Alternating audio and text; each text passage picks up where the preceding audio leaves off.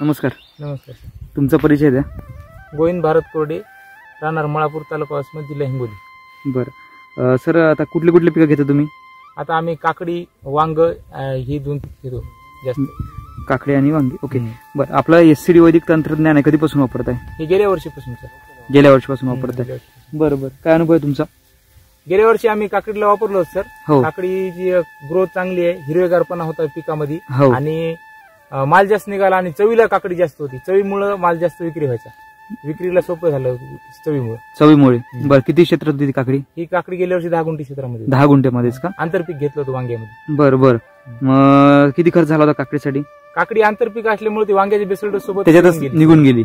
बरं, आणि उत्पादन किती झालं फक्त काकडीचं? काकडीचं उत्पादन गेल्या वर्षी जवळपास रोजचा क्विंटलभर माल निघायचा सर. क्विंटलभर? बापरे. किती दिवस चालला आणि किती म्हणजे पैसे किती झाले असतील त्याचे पैसे? अंदाजे 1.5-2 महिने चालले सर काकडी. आता रोजचं 1,000 लाख रुपये काकडीचेच निघाले असते फक्त काकडीचे. 10 गुंठ्यातल्या आंतरपिकामध्ये 1 लाख काकडीचे झाले. आणि त्याला स्पेशल काहीच खत व्यवस्थापन नाही केलं? ते वांग्यासोबत तसं चांगलं. बरं बरं बरं बरं. आणि मग तुम्ही म्हटलं सोपं झालं, मार्केटमध्ये काय रिस्पॉन्स होता? मार्केटचा वेळेस हात विक्री असल्यामुळे चवीला ग्राहक लवकर म्हणजे फिरू तीच यायचा. आणि पुन्हा काकडी संपल्यानंतर विचारायला लागली, संपली का आहे, कधी येणार आहे काकडी. म्हणजे तुम्ही हात विक्री करता का? हात विक्री करतो. बरं, मग ते तुम्हाला शोधत यायची बा? शोधत यायची. बरं बरं. आणि संपल्यावर मग परत तुमच्या परत विचारायची काकडी संपली का आहे काय, बरं कधी येणार? बरं, मग त्यानंतर काय दोडका केला होता का मागचा? हा, दोडका केला सर. ही जुनाच प्लॉट आहे, जुन्या प्लॉटवरच केला. ते काकडीचं नवीन लावलंय तुम्ही? हे नवीन लावले, दोडक्याच्या बेडवर. बरं बरं. दोडक्याचा पण 10 गुंठ्याचाच प्लॉट ना? त्याच्यात काय अनुभव होता सर? दोडक्याचा निघाला सर, माल चांगला निघू लागला. चांगला निघाला. आणि ग्राहकांचा सेम रिस्पॉन्स मिळाला का? चांगला होता, लांबी चांगली होती, हिरवेगारपणा होता दोडक्यावर. बरं बरं. दोडक्याची साईज पण चांगली व्हायची. बरं बरं. आता भाजीपाला शेती कधीपासून करताय? ही भाजीपाला शेती सर 2-3 वर्ष झाली याच्यामध्ये. 3 वर्ष झाले का? बरं बरं. आणि आपलं एससीडी वैदिक कधीपासून वापरताय? एससीडी वैदिक गेल्या वर्षीपासून सर. गेल्या वर्षीपासून वापरताय. बरं, काय तुमचा आधीचा 2 वर्षाचा अनुभव आणि मागच्या 1 वर्षाचा अनुभव? एवढा माल नाही निघायचा. काकडी यायची पण डावणी, भुरी वगैरे या रोगाने जायची. याचा माल कमी निघायचा. बरोबर. फळमाशी जास्त अटॅक यायचा म्हणजे याच्या खतावर, रासायनिकच्या याच्यावर फवारणी जास्त घ्यावा लागायची अगोदर.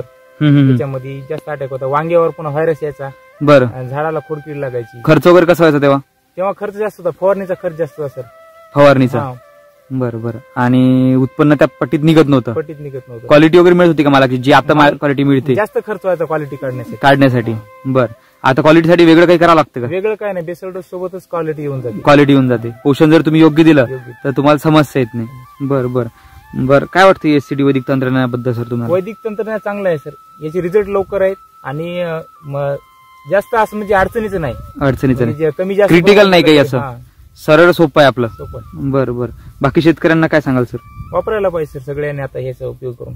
थोडाफार क्षेत्रासाठी अगोदर वापरून पाहायला पाहिजे. दुसऱ्याचे प्लॉट जाऊन व्हिजिट करून यावं. नंतर थोडा अनुभव घेऊन प्लॉट बघितल्यानंतर माणसाला बरोबर जास्त विश्वास. तुमचा आता समजा हे आपण जवळपास नांदेडच्या जवळ आहे, बरोबर ना? तुम्ही इथून शिवाजी चव्हाण सरांचा प्लॉट बघायला गेले कोल्हापूरला? स्पेशल प्लॉट बघायला. बरं, मग आता सर तुम्ही हा जो अभ्यास दौरा म्हणून आपण त्याला केला, याचा तुम्हाला फायदा झाला का अभ्यास दौऱ्याचा? सर आता गेल्या वर्षीपेक्षा या वर्षी काकडीची ग्रोथ चांगली आहे. 25 दिवसामध्ये काकडी एवढी वाढली. गेल्या वर्षी एवढी ग्रोथ नव्हती आली आमच्या. बरोबर. पण नंतर आली बेसल डोस टाकल्यानंतर. पण यावेळेस पहिल्या बेसल डोसच आली, दुसरा बेसल डोस सेटिंगचा टाकायचा राहिला की अगोदरच एवढी ग्रोथ आहे. म्हणजे तुम्ही जो अभ्यास दौरा केला स्पेशल, तुम्ही वांगी प्लॉट बघायला ते नितीन माने सरांच्या पण प्लॉटला गेला होता, भेट दिली होती. बरं बरं. त्यांचे अनुभव तुमच्या कामी येत आहेत? बरोबर, चालेल.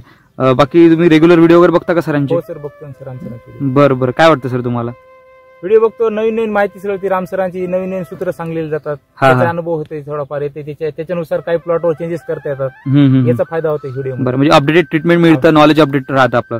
बरं, तुम्ही तो प्लॉट बघायला जे गेले सर, त्याच्या मागचा म्हणजे उद्देश काय होता? तुम्हाला काय व्हिडिओमध्ये असं वाटलं का शंका, किंवा तुम्हाला नॉलेज वाढवायचं होतं? काय होतं? शंका नव्हती सर. जेवढं उत्पादन त्यांनी काढलं का त्या पट्टीमध्ये आपण तिथपर्यंत पोहोचता येईल का, मग त्याच्या काय पद्धती आहे, त्याचा एसीटी वैदिकवरला अभ्यास, प्रोडक्ट वापरण्याची पद्धत, ही माहिती करून घेण्यासाठी. गेल्या वर्षी आम्ही नवीन असल्यामुळे तेवढं आम्हाला म्हणजे माहिती नव्हतं.